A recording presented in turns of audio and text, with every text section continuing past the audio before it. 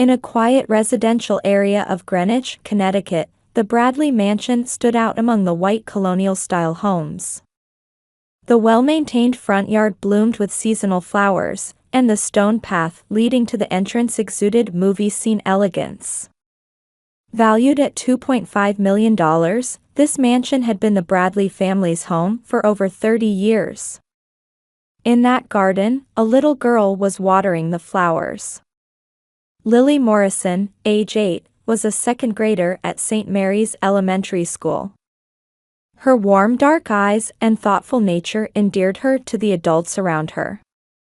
As usual, she was stopping by her grandparents' house after school. The neighbors watched with fondness as the little girl tended to the garden day after day. "Lily, thank you for watering the flowers for Grandma." The voice from the entrance belonged to Lily's mother, Amy Morrison. At 35, she was the director of research and development at a major pharmaceutical company. Though gentle in nature, she possessed inner strength and had adopted Lily 8 years ago. She also took responsibility for her parents' monthly rent support of $3,000 and medical insurance payments. Though her relationship with her parents remained delicate after choosing not to inherit the family real estate business, she didn't regret her decision. "Mom, I baked Grandpa's favorite cookies today. Mrs. Johnson taught me the recipe." The paper bag Lily proudly displayed held the warm aroma of chocolate chip cookies. Her cooking lessons with the elderly neighbor had become her favorite pastime recently. "Oh, how wonderful! Grandpa will be so happy." Standing next to Amy as she smiled was her husband, Michael. At 37, he was the owner of an IT company, supporting his family with a stable income of over $300,000 annually. He had always supported his wife's decisions, cherishing the vow to walk together through all times that they made at their wedding in St. Mary's Church. Inside the house, Robert and Diana were reviewing documents in the sitting room. As owners of Bradley Real Estate, they constantly worried about the company's future. Passing down their $5 million annual revenue business to the next generation was their life's greatest challenge. For these two who valued tradition and appearances, the succession issue kept them up at night. Their younger daughter Caitlin bore the weight of these expectations. Having switched from being a lawyer to handling the family business's accounting, she had earned her parents' trust despite her showy and pretentious nature. Even after her divorce, she threw herself into work with determination, striving to meet her parents' expectations. Caitlin's son Jacob, age 7, attended Greenwich Academy, considered the most prestigious private school in Greenwich. Though somewhat spoiled from bearing his grandparents' expectations, perhaps this was the result of excessive pressure from those around him. "Mother, please review these new contracts." The business meeting at La Scale went well. Diana began reviewing the documents Caitlin handed her. Even in this digital age, both parents preferred paper documentation. Caitlin accepted her parents' old-fashioned ways with an understanding smile. No one noticed the ulterior motives behind that smile. As dusk approached, the light through the windows gradually softened. Lily had finished watering the last of the garden flowers, wearing a satisfied expression. Neighborhood housewives returning from Whole Foods Market waved kindly to her. Amy felt a quiet happiness as she watched her daughter. In December, Greenwich was wrapped in Christmas lights. Preparations for a lavish party were underway at the Bradley Mansion. Antique ornaments elegantly adorned the Christmas tree that reached the living room ceiling, and inherited stockings hung above the fireplace. "Grandma, can I hang this wreath too?" Lily carefully held her handmade wreath. Made at St. Mary's Church's Christmas workshop, it possessed a simple beauty decorated with ribbons and pine cones. "Yes, let's hang it at the entrance." Diana responded dismissively while checking the placement of expensive decorations purchased from luxury department stores. She felt a momentary pang of guilt at Lily's innocent smile, but quickly pushed it aside. As evening fell, family members began arriving. Amy and Michael arrived with premium wine from Whole Foods. Caitlin appeared with Jacob in tow, carrying armfuls of flashily wrapped presents. Merry Christmas! Lily greeted everyone at the entrance, handing out handmade Christmas cards. The cards carefully expressed gratitude for the past year in childish handwriting. Daily visits, watering flowers, baking cookies, 365 days of a little girl's love were contained in those words. In the sitting room, Robert stared at the fireplace. While reviewing the company's financial reports, he occasionally showed worried expressions. But tonight was a family dinner party. He decided to leave business concerns for tomorrow. "Shall we have dinner?" At Diana's voice, the family gathered around the luxurious dining table. Under the crystal chandelier, colorful dishes were arranged: roast turkey, homemade gratin, seafood salad. Desserts ordered from the upscale restaurant La Scale also commanded attention on the table. "What a wonderful dinner again this year, Mother." When Caitlin spoke, Diana nodded with satisfaction. Next to her, Jacob was excitedly discussing his latest gaming console. Beside them, Lily quietly ate her food, eagerly anticipating the gift exchange. After dinner came the time for exchanging presents. The whole family gathered around the fireplace. Under the tree, a mountain of presents wrapped in colorful paper had formed. "Let's start with Jacob." At Robert's signal, the gift exchange began. Jacob's presents were revealed one after another: the latest gaming console, luxury brand children's clothes, an educational tablet. Cheers arose with each opening. Lily waited for her turn, her heart full of expectation for her grandparents' gifts. The daily visits, time spent together, shared smiles: surely, Grandpa and Grandma must. But as presents were distributed one after another, Lily's name was never called. The room's atmosphere gradually grew heavy. Amy's expression tensed, and Michael sensed the unsettling air. "Grandma?" A small voice echoed in the silent room. Large tears glistened in Lily's eyes. "Do you hate me?" The trembling voice froze the room's atmosphere. Caitlin wore a meaningful smile, while Jacob remained absorbed in his new gaming console, indifferent. Just as Amy moved to approach her daughter, Diana's cold voice rang out. "Presents are for deserving children." Taking a sip of tea with an elegant smile, Diana continued. "My sister's child is real family, after all." Those words pierced the room like ice blades. The blood drained from Amy's face. Michael clenched his fist tightly. Only the clock's ticking marked the heavy silence. The fireplace flames flickered, casting eerie dancing shadows on the walls. Outside the window, Christmas snow had begun to fall quietly. "I understand." Amy's voice was surprisingly calm. "We'll never be involved again." Amy stood up and gently lifted the sobbing Lily. Michael embraced his wife and daughter's shoulders, and the three walked silently toward the entrance. "Amy, wait." Robert called out, but it was too late. The heavy closing of the door announced the end of this night. Outside, the snow was getting heavier. Car headlights illuminated the white snow. In the back seat, Lily still clutched her handmade card with trembling hands. The words, "To my beloved Grandma," were still lovingly written there. The bustle of Christmas remained in Greenwich. Hymns flowed from St. Mary's Church, and warm light leaked from the windows of homes. But in the Morrison family's car, only silence filled the space. Michael occasionally glanced at his daughter in the back seat through the rearview mirror. Amy faced forward in silence, only tightly gripping her husband's hand. The morning of December 26th, a heavy atmosphere hung over the Morrison family's dining table.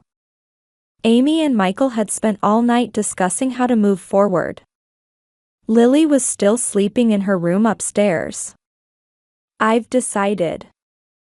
Amy spoke quietly but with strong determination. "I'm stopping all support to my parents." Michael gently held his wife's hand. They had been paying her parents $3,000 in monthly rent support and expensive medical insurance premiums. The total amount exceeded $50,000 annually. "I agree. Your parents have taken this support for granted." This decision was encouraged by a phone call from Michael's mother, Grace Morrison. As president of the St. Mary's Church Women's Association, she had heard about last night's events from neighbors and immediately contacted them. "There's no need to stay in that house. Please use our vacation home." Grace's vacation home, located a bit away from Greenwich's upscale residential area, offered a quiet and peaceful environment. Her offer became a great support for Amy's family. That afternoon, Amy met with accountant Tom Watson to proceed with stopping support to her parents. Tom was a longtime friend who understood Bradley Real Estate's financial situation. "There's something concerning." Tom frowned while reviewing the company's recent financial statements. Maintenance expenses have increased dramatically over the past 6 months. And the flow of some contract payments seems unnatural. Amy stared at the documents bearing her father's signature. Knowing her father's meticulous nature, something about the signature felt off. Meanwhile, Lily naturally began avoiding visits to her grandparents' house. On her way home from St. Mary's Elementary School, she passed by their house where she used to stop every day.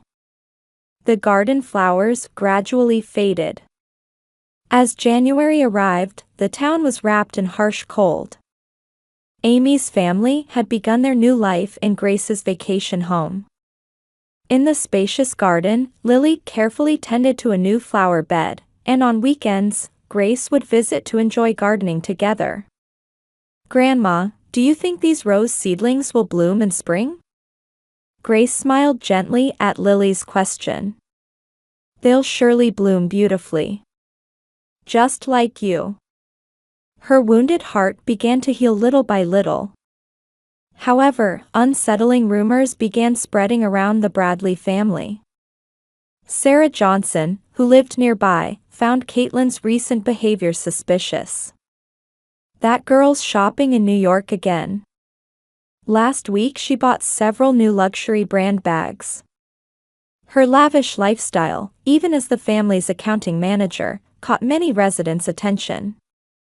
In February, Jim Clark, a veteran employee of Bradley Real Estate, requested early retirement. His sudden decision after over 30 years of service caused turmoil within the company. "Something's wrong," David Stern, the legal counsel for Michael's company, said. "There are rumors in the real estate industry about unclear transactions at Bradley Real Estate." As March began, more concerning developments surfaced. One day, Amy received a letter. The sender was Martha Collins, former accounting director of Bradley Real Estate. "Miss, I need to speak with your father." In the letter, Martha suggested serious concerns about the company's accounting practices. "Since Miss Caitlin took over accounting, there have been increasing transactions I cannot verify." The day after reading that letter, Amy drove to her parents' house to check on her father. There, she witnessed unfamiliar men in suits visiting the company. Morning newspapers reported the start of a tax investigation into Bradley Real Estate. Authorities had launched a large-scale investigation following an internal whistleblower report. "Amy, something terrible has happened." Michael had received a call first thing in the morning from his contact at the tax office. "There's strong suspicion your sister has embezzled about $5 million over the past 3 years." That afternoon, Caitlin disappeared from the company. "Mom." Caitlin left without saying anything. Receiving a panic-stricken call from Diana, Amy held her breath. Her sister had withdrawn a large sum of cash and vanished, leaving behind her 7-year-old son Jacob.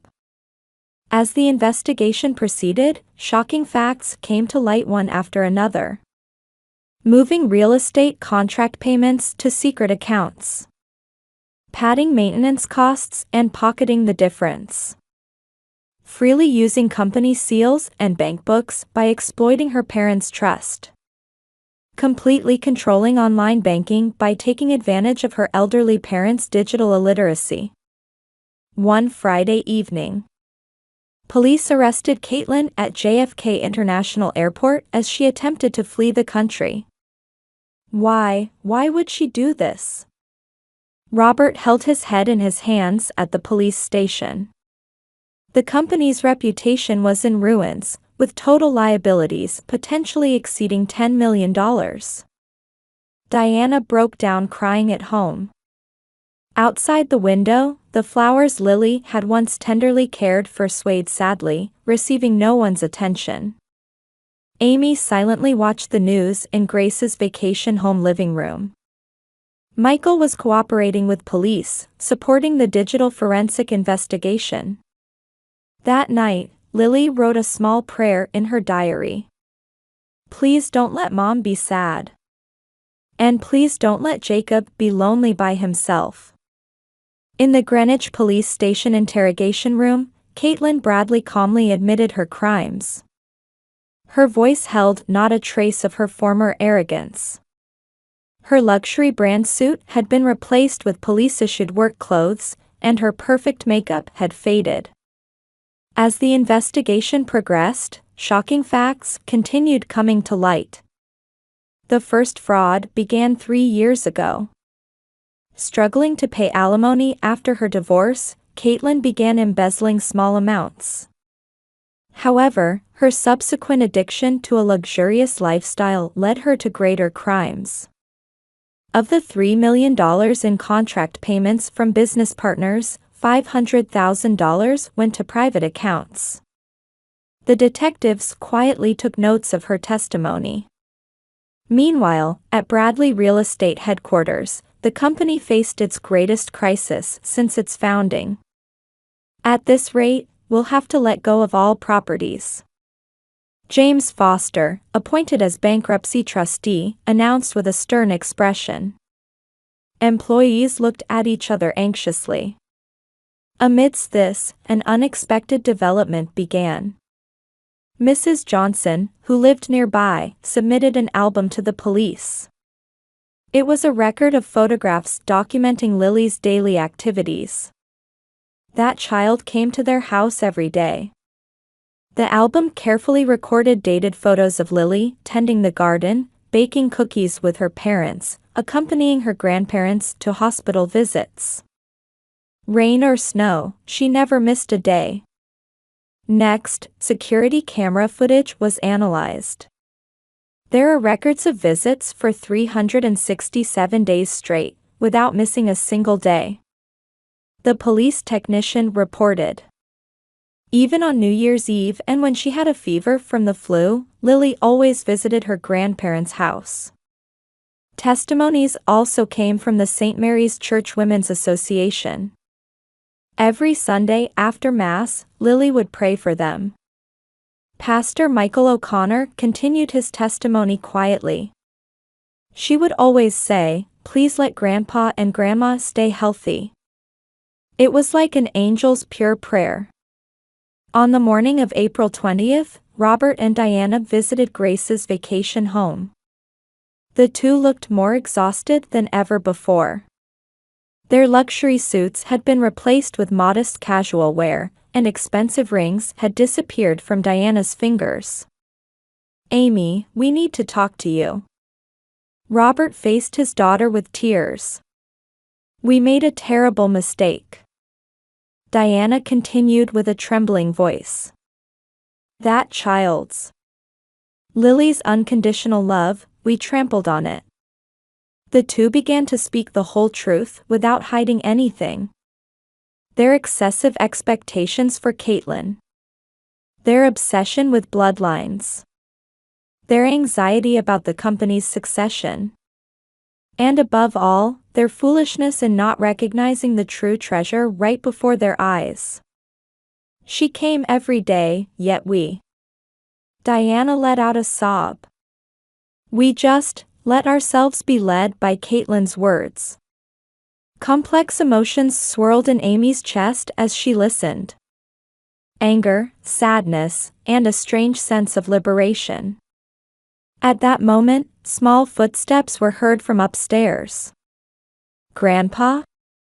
Grandma?"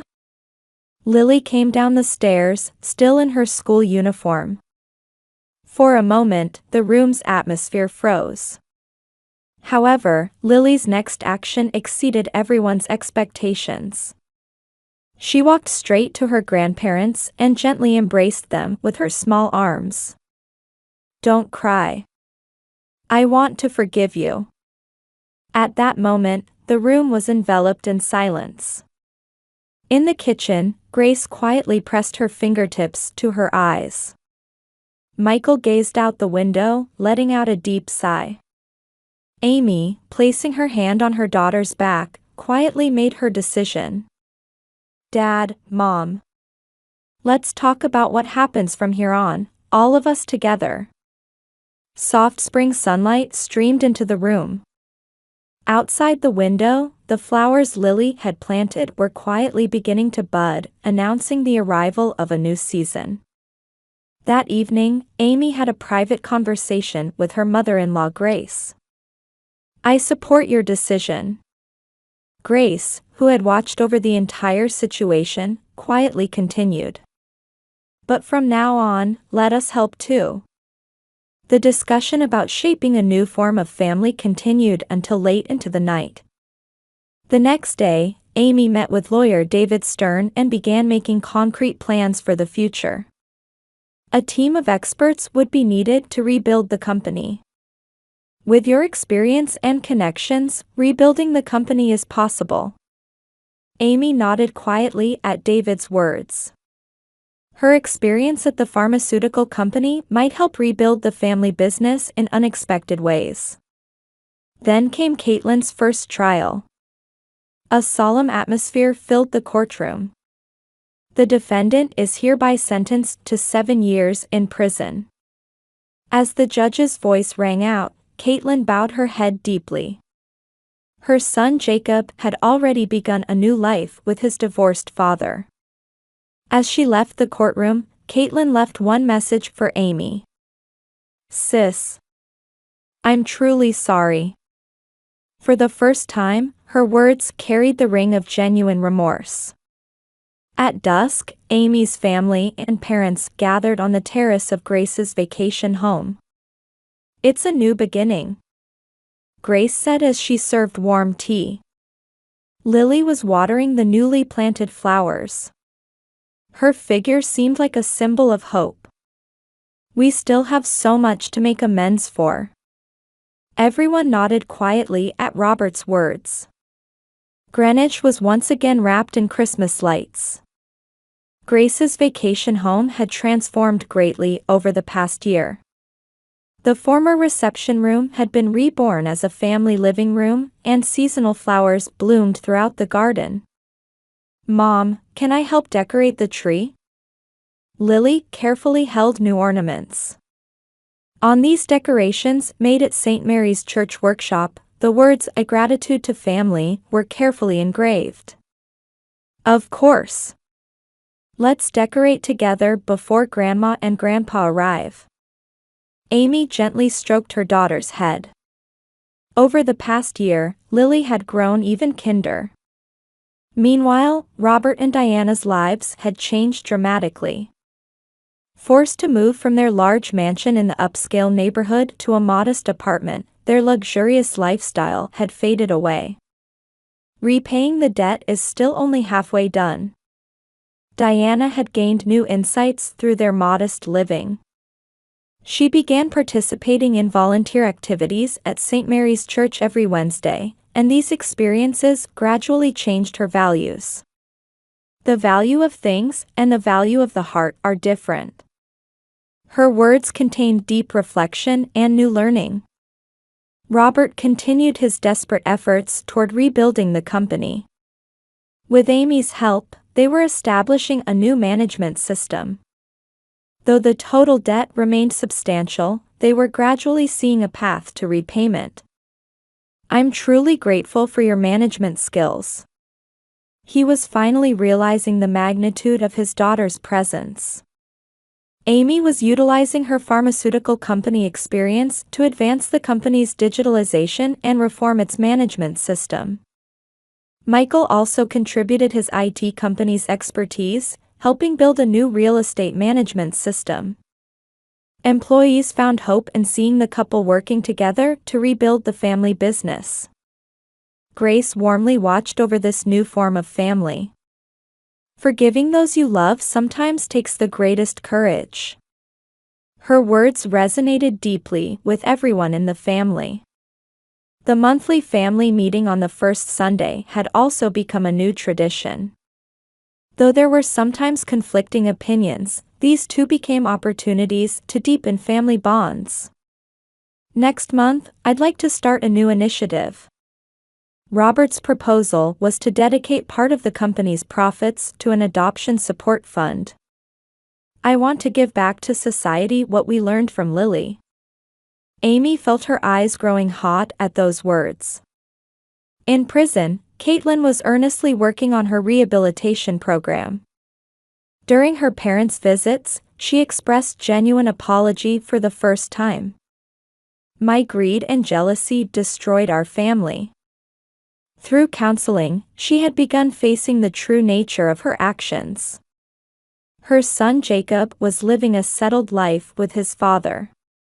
His formerly spoiled nature had faded, and he was gradually opening his heart in the new environment. "Can I go visit him sometimes?"